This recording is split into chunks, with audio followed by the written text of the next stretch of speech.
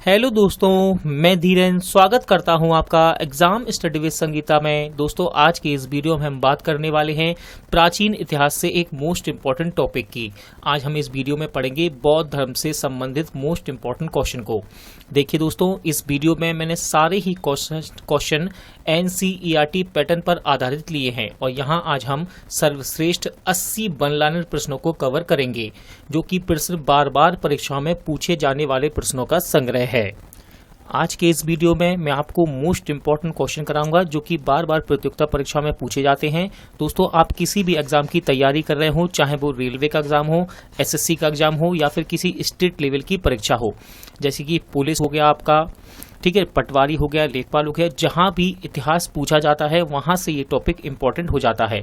क्या है इस टॉपिक का नाम? बौद्ध धर्म। ठीक है दोस्तों, और सारे ही क्वेश्चन मैंने इंपॉर्टेंट लिए हैं और ये पैटर्न आपका NCERT के लिए है दोस्तों, और हिंदी मीडियम के बच्चों के लिए इंपॉर्टेंट रहने वाली है वीडियो।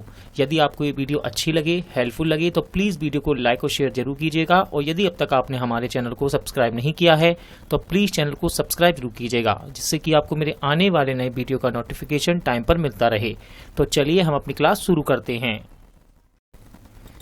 स्टार्ट करते हैं टॉपिक बौद्ध धर्म से पूछे जाने वाले मोस्ट इंपॉर्टेंट क्वेश्चन को। तो देखिए, पहला प्रश्न है, गौतम बुद्ध का जन्म हुआ था। तो याद रखिएगा 563 ईसा पूर्व में गौतम बुद्ध का जन्म हुआ था। देखिए दोस्तों, जन्म और जन्म स्थान ये सबसे ज्यादा पूछा जाता है इनका, किनका? भगवान गौतम बुद्ध का। तो इनका जन्म हुआ था 563 ईसा पूर्व में, और कहां पर? लुम्बिनी में। अगला क्वेश्चन देखते हैं, बुद्ध के जीवन की वह घटना जिसे महाविनिष्क्रमण के रूप में जाना जाता है। तो सही आंसर है उनका गृह त्याग।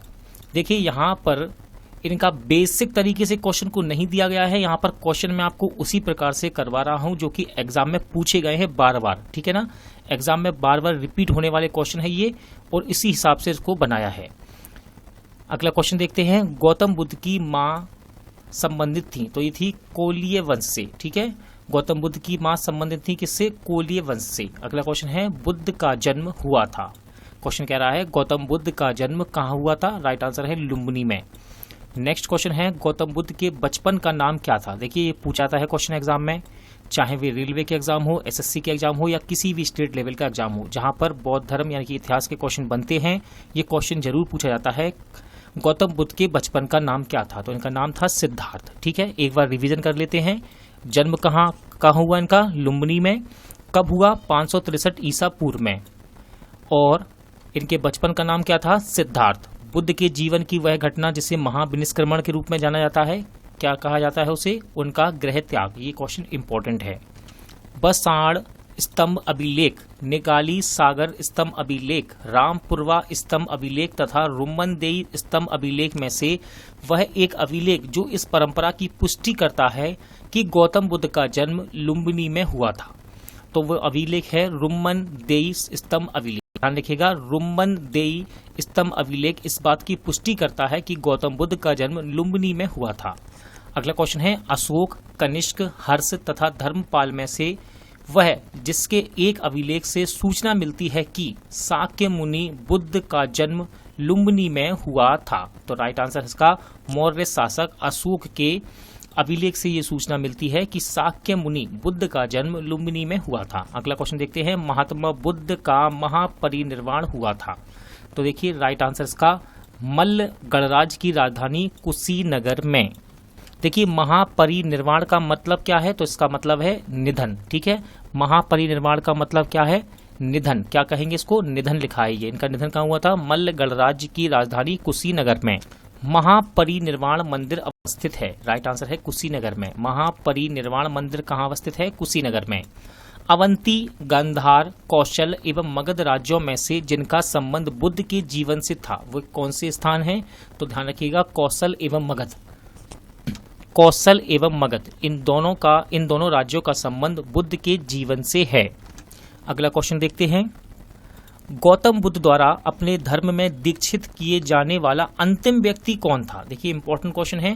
गौतम बुद्ध द्वारा अपने धर्म में दीक्षित किए जाने वाला अंतिम व्यक्ति कौन था? तो इनका नाम था सुभद्ध। नेक्स्ट क्वेश्चन है, बुद्ध ने अपने जीवन की अंतिम वर्षा ऋतु बिताई थी। राइट आंसर है वैशाली में। ठीक है, ध्यान रखिएगा। बुद्ध ने अपने जीवन की अंतिम वर्षा ऋतु कहाँ पर बिताई थी? वैशाली में।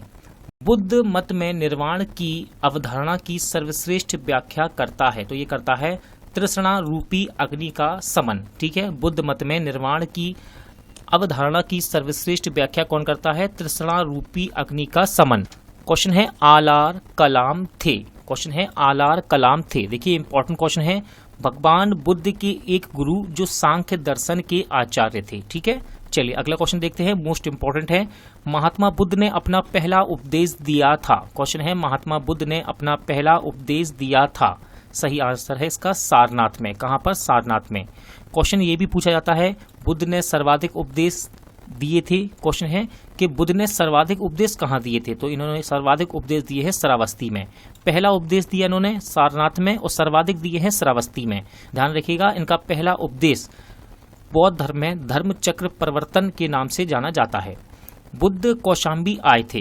बुद्ध कौशाम्बी राज्य आए थे, तो ये आए थे उदयन के राज्यकाल में। देखिए राजा है ये उदयन, उदयन राजा के राज्यकाल में ये कौशाम्बी आए थे। बुद्ध की मृत्यु के पश्चात प्रथम बौद्ध संगीति की अध्यक्षता की गई, तो देखिए महाकश्यप के द्वारा। ध्यान रखिएगा, बुद्ध की मृत्यु के पश्चात प्रथम बौद्ध संगीति की अध्यक्षता किसके द्वारा की गई थी? महाकश्यप के द्वारा। अगला क्वेश्चन है प्रथम बौद्ध संगीति का आयोजन कहाँ हुआ था? तो राजगृह की सप्तपर्णी गुफा में। इंपॉर्टेंट है, बुद्ध की प्रथम बौद्ध संगीति का आयोजन कहां पर हुआ था? राजगृह की सप्तपर्णी गुफा में। अगला क्वेश्चन देखते हैं, कश्मीर में कनिष्क के शासनकाल में जो चतुर्थ बौद्ध संगीति आयोजित हुई थी उसकी अध्यक्षता किसने की थी? तो इसकी अध्यक्षता की थी वसुमित्र ने। किसने? वसुमित्र ने। बौद्ध धर्म की महायान शाखा औपचारिक रूप से प्रकट हुई है, तो ये हुई है कनिष्क के शासनकाल में। ठीक है, बौद्ध धर्म की महायान शाखा औपचारिक रूप से प्रकट कब हुई? कनिष्क के शासनकाल में। प्रथम, द्वितीय, तृतीय एवं चतुर्थ बौद्ध संगीतियों के आयोजन स्थल का सही क्रम क्या है? तो देखिए पहली हुई राजगृह में, इसके बाद हुई वैशाली में, तीसरी हुई पाटलिपुत्र में और चौथी हुई कुंडलवन में। देखिए आप इसको इस प्रकार भी याद कर सकते हैं, कहीं लिख लीजिएगा एक जगह, राजा ने वैशाली पर पानी कुड़ेला। ठीक है, राजा ने वैशाली पर पानी कुड़ेला, तो राजा ने मतलब कि राजगृह, राजा ने वैशाली पर, तो वैशाली आ गया। पानी कुड़ेला, तो पानी का मतलब क्या है? पाटलिपुत्र, और कुड़ेला का मतलब क्या है? कुंडलवन। तो आप इस प्रकार से पहली, दूसरी, तीसरी, चतुर्थ बौद्ध संगीतों को याद कर सकते हैं। राजा ने वैशाली पर पानी कुड़ेला। ठीक है, राजगृह, वैशाली, पाटलिपुत्र एवं कुंडलवन। प्रथम बौद्ध समिति का आयोजन हुआ था। क्वेश्चन है प्रथम बौद्ध समिति का आयोजन हुआ था, तो देखिए अजात शत्रु के शासनकाल में। ध्यान रखिएगा, इंपॉर्टेंट है। तो दूसरी बौद्ध संगीति का सभा का आयोजन कब हुआ? काला शोक के शासनकाल में। ठीक है, पहली बौद्ध समिति का आयोजन हुआ अजातशत्रु के शासनकाल में और द्वितीय बौद्ध सभा का आयोजन हुआ काला शोक के काल में। देखिए ये मोस्ट इंपॉर्टेंट यहाँ पर घटनाएं और उनसे संबंधित स्थान दिए गए हैं भगवान बुद्ध के जीवन के, तो इनको ये पहले से ही मैच हैं, यानी कि सुमलित हैं, बस हमें इनको याद करना है। तो देखिए भगवान बुद्ध का जन्म दिया है, तो इनका स्थल है लुम्बिनी। इसके बाद है ज्ञान प्राप्ति, तो इनको ज्ञान की प्राप्ति ही बोध गया में। कहाँ पर? बोध गया में। फिर है प्रथम प्रवचन। ठीक है, ये हुआ इनका सारनाथ में। इन्होंने पहला प्रवचन कहाँ दिया था? उपदेश कहाँ दिया? सारनाथ में। महापरिनिर्वाण यानी कि निधन, ये कहाँ हुआ? कुशीनगर में। कहाँ पर? कुशीनगर में। भारतीय कला में बुद्ध के जीवन की वह घटना जिसका चित्रण मृग सहित चक्र द्वारा हुआ है। आंसर है प्रथम उपदेश। भारतीय कला में बुद्ध के जीवन की वह घटना जिसका चित्रण मृग सहित चक्र द्वारा हुआ है। आंसर है प्रथम उपदेश। देखिए यहाँ पर अर्थ और चिन्ह दिए हैं दोस्तों, यानी कि इनके जन्म का चिन्ह क्या है, ठीक है, गृह त्याग का चिन्ह क्या है, और ये एग्जाम में पूछे भी जाते हैं, ध्यान रखिएगा, इंपॉर्टेंट है। तो हम इनको याद कर लेते हैं। यहाँ पर देखिए जन्म का इनका चिन्ह, यानी कि जो जन्म को प्रदर्शित करता है वो है इनका कमल का चिन्ह। इसके बाद है प्रथम प्रवचन, इसका चिन्ह है धर्मचक्र। फिर है महाबोधि, इसका चिन्ह है बोधि वृक्ष या पीपल वृक्ष। फिर है गृह त्याग, ठीक है, इसका चिन्ह है घोड़ा। अगला क्वेश्चन देखते हैं, कर मापा लामा तिब्बत के बुद्ध संप्रदाय के जिस वर्ग से है वह है। क्वेश्चन है कर मापा लामा तिब्बत के बुद्ध संप्रदाय के जिस वर्ग के है वह है, तो ये है कंग यूपा। क्या है इसका नाम? कंग यूपा। देखिए यहाँ पर महात्मा बुद्ध के संबंध में कुछ कथन दिए गए हैं और सभी सत्य हैं, बस आपको इनको याद करना है, इंपॉर्टेंट है। देखिए उनका जन्म कपिलवस्तु यानी कि लुम्बिनी में हुआ था। दूसरा पॉइंट है उन्होंने बोध गया में ज्ञान प्राप्त किया था, सही है। उन्होंने वैदिक धर्म को अस्वीकार किया था और इसके बाद है उन्होंने आर्य सत्य का प्रचार किया। अगला क्वेश्चन देखते हैं, बोध गया में महाबोधि मंदिर बनाया गया जहां गौतम बुद्ध को ज्ञान प्राप्त हुआ था। ठीक है, बोध गया में महाबोधि मंदिर कहां पर बनाया गया? जहां पर भगवान गौतम बुद्ध को ज्ञान प्राप्त हुआ। अगला क्वेश्चन इंपॉर्टेंट है दोस्तों, बोध गया में बोधि वृक्ष को नष्ट कर दिया था, यानी कि किसने बोध गया में बोधि वृक्ष को नष्ट कर दिया था? तो इसका नाम था शशांक। ठीक है, शशांक ने बोध गया में बोधि वृक्ष को नष्ट कर दिया था। प्रमुख बौद्ध पवित्र स्थल जो निरंजना नदी पर स्थित है, तो इसका राइट आंसर है बोध गया। क्वेश्चन है वह बौद्ध पवित्र स्थल जो निरंजन नदी पर स्थित है, क्या है वो? बोध गया। बुद्ध के उपदेश संबंधित हैं, तो ये है आचरण की शुद्धता एवं पवित्रता से। क्वेश्चन है बुद्ध के उपदेश संबंधित हैं आचरण की शुद्धता एवं पवित्रता से। बुद्ध के जीवन काल में ही संघ प्रमुख होना चाहता था कौन? देवव्रत। बुद्ध के जीवन काल में ही संघ प्रमुख होना चाहता था कौन? देवव्रत। गौतम बुद्ध ने अपनी मृत्यु के उपरांत बौद्ध संघ के नेतृत्व के लिए नामित किया था, तो आंसर है किसी को भी नहीं। अष्टांगिक मार्ग की संकल्पना अंग है, तो यह है धर्म चक्र प्रवर्तन सूत्र की विषय वस्तु का। गौतम बुद्ध के बारे में सत्य कथन है, तो देखिए वे कर्म में विश्वास करते थे एवं निर्वाण प्राप्ति में विश्वास करते थे। ठीक है, गौतम बुद्ध के बारे में सत्य कथन क्या है? वे कर्म में विश्वास करते थे एवं निर्वाण प्राप्ति में विश्वास करते थे।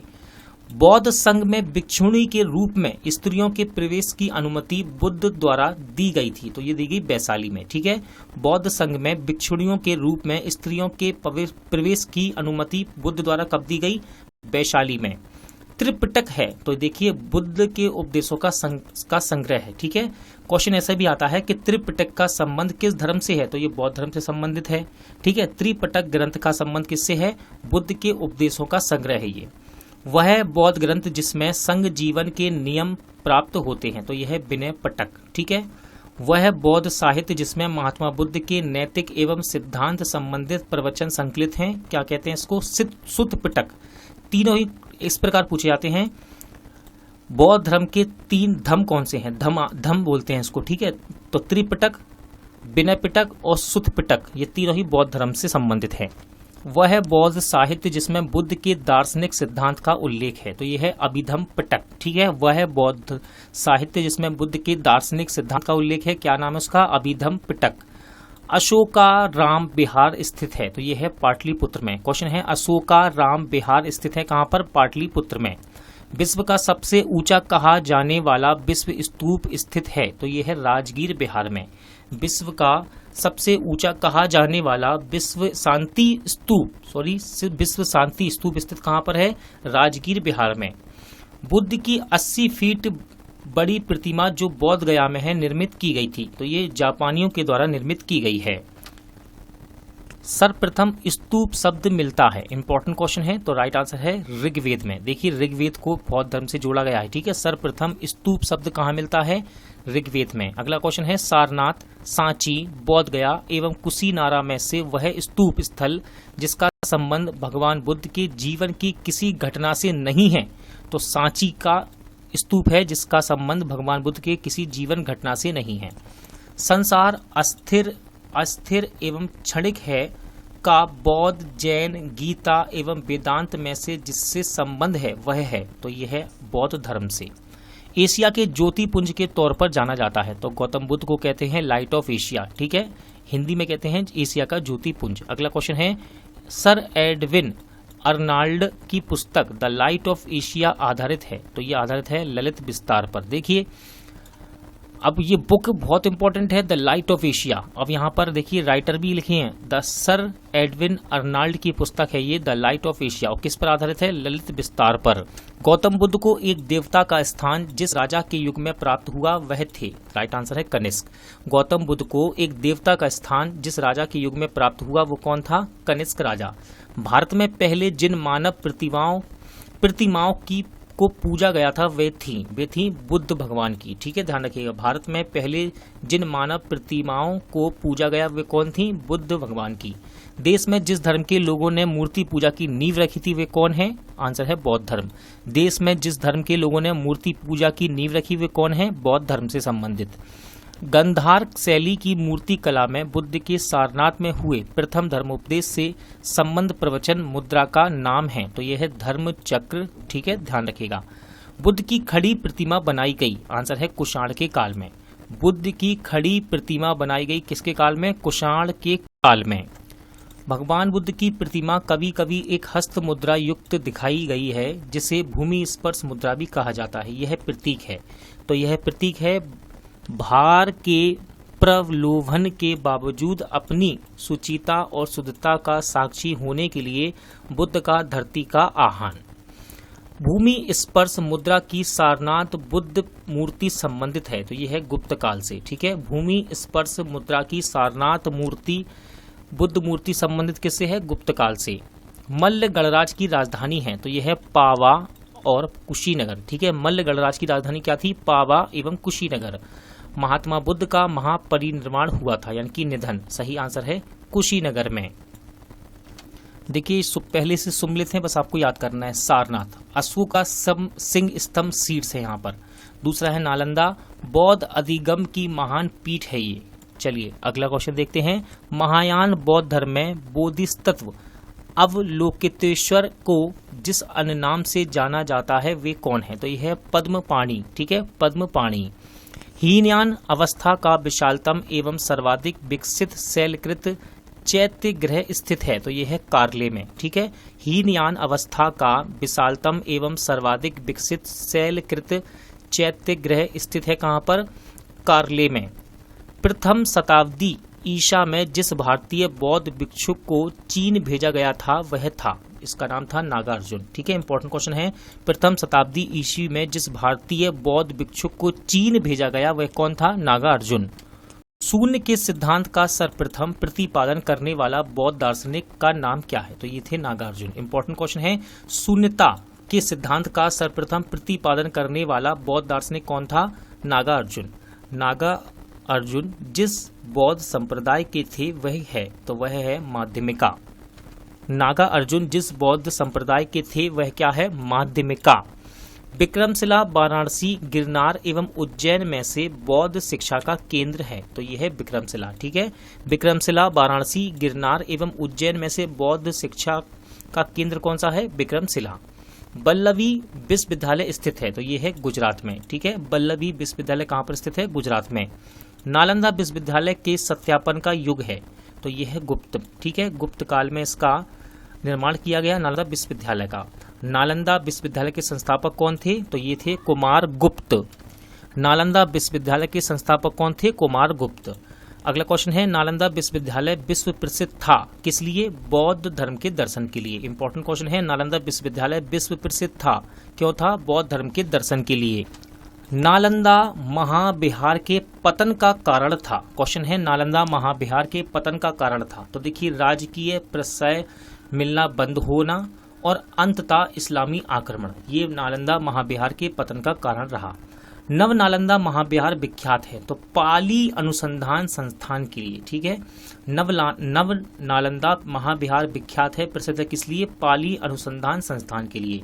बौद्ध धर्म और जैन धर्म दोनों में समान रूप से विद्यमान था, तो वेद प्रमाण के प्रति अनास्था, कर्म कांडों की फलबद्धता का निषेध और प्राणियों की हिंसा का निषेध, यानी कि अहिंसा। बौद्ध धर्म के 4 आर्य सत्य सही क्रम क्या है इनका? देखिए, इनका सही क्रम है, दुख है, दुख का कारण है, दुख का निरोध है, दुख का निरोध का मार्ग है। ठीक है, बौद्ध धर्म के 4 आर्य सत्य का सही मार्ग क्या है? दुख है, दुख का कारण है, दुख का निरोध है, दुख निरोध का मार्ग है। अगला क्वेश्चन है, बौद्ध तथा जैन दोनों ही धर्म विश्वास करते थे, तो कर्म तथा पुनर्जन्म के सिद्धांत सही हैं इसमें। बौद्ध धर्म के विषय में सही कथन है, तो उसने वर्ण एवं जाति को अस्वीकार नहीं किया गया, उसने ब्राह्मण वर्ग की सर्वोच्चता सामाजिक कोटि को चुनौती दी, उसने कुछ 6 शिल्पों को निम्न माना है। किसने? बौद्ध धर्म के बारे में ये सही कथन है। अगला क्वेश्चन है, बौद्ध धर्म के विस्तार के कारण में सम्मिलित थे। तो धर्म की सादगी, दलितों के लिए विशेष अपील, धर्म की मशीनरी भावना, स्थानीय भाषा का प्रयोग। आरंभिक मध्ययुगीन समय में बौद्ध धर्म का पतन जिन कारणों से हुआ है वह है, तो उस समय तक बुद्ध विष्णु के अवतार समझे जाने लगे और वैष्णव धर्म का हिस्सा बन गए थे। नेक्स्ट है, कुछ शैलकृत बौद्ध गुफाओं को चैत्य कहते हैं, जबकि अन्य बिहार को दोनों में अंतर है। तो देखिए, चैत्य पूजा स्थल होता है, जबकि बिहार बौद्ध भिक्षुकों का निवास स्थान होता है। वह बौद्ध शाखा जो सल्तनत काल में सबसे प्रभावशाली थी, तो ये थी वज्रयान। ठीक है, वह बौद्ध शाखा जो सल्तनत काल में सबसे अधिक प्रभावशाली थी, कौन सी थी? वज्रयान।